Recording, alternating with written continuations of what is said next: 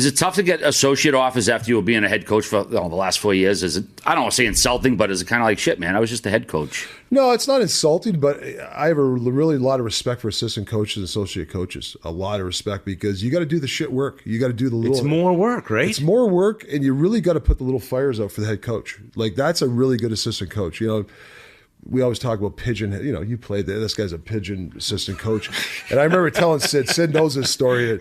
I said, if I ever become a pigeon assistant coach, just let me know, because I'll quit. I mean, I'll go do something else. I never want, if any player ever calls me a pigeon. Well, I think he kind of did when he told you to change your suit. Well, that was one of the most. That just goes to show not only his superstition, but that was an all timer. And you told it on the TNT broadcast. For those of you who haven't heard it, the floor is now yours. Yeah, Sid. You play with him. Mr. Superstition. What round was this? Like, where were you guys at the point? I think we were playing Tampa. And I love how you said it was new. It was beautiful too. Right? It was like $1,600 nice blue suit. It was 5-6 years ago. So I was kind of proud of that thing. And I did wear it. I don't remember when but I remember we lost these 2 games. I had that suit on, and he pulled me right off the bus. He said, "What's up, man? Something about the power play breakout? Something about, you want? Should we switch maybe the flankers? What do you want? No, can you change your suit?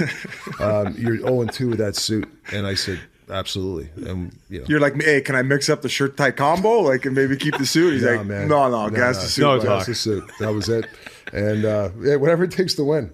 When Sidney Crosby asks you to do something, you're going to do it. But with you running the power play on that team, I mean, you got Phil, you got Gino, you got Sid.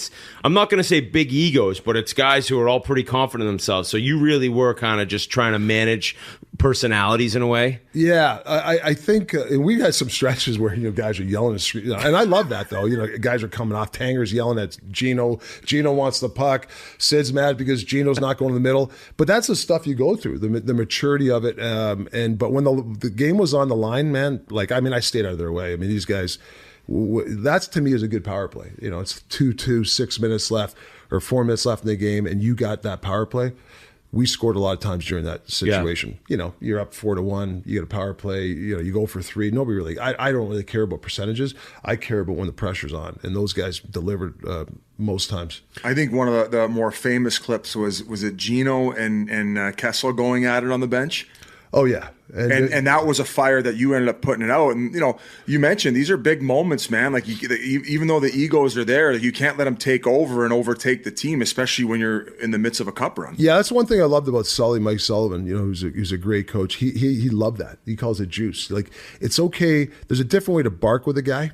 Tanger was great because, he would take a little shit from them. He would take shit, but and when you play with him, and as he grew and got older, he did it for the defense. Because those. I'm not saying Sid or anybody, but the forwards, give us the puck. We all do that. Hey, move the puck, get the fucking puck up, whatever.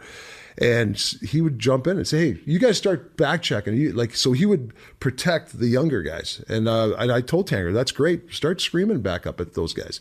And I think that helps the young guys. It really does. You actually told another story on the broadcast. Was it when you were in with Los Angeles with Paul Coffey and Wayne?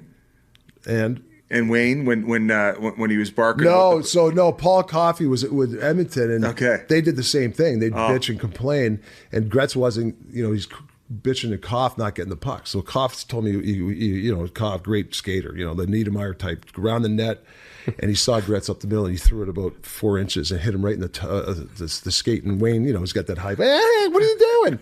So they go on the bench, and he started yelling at Koff, and Koff looked at him and goes, "I can do this all night."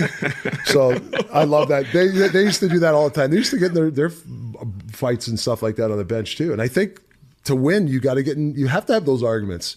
If everybody's a nice guy and everybody gets along, you don't win, I don't think. Yeah, a couple fuck you matches to get a Stanley Cup ring, all right? It's true. Yeah, I wouldn't know, but I drank out of it a few times. Didn't win it, though.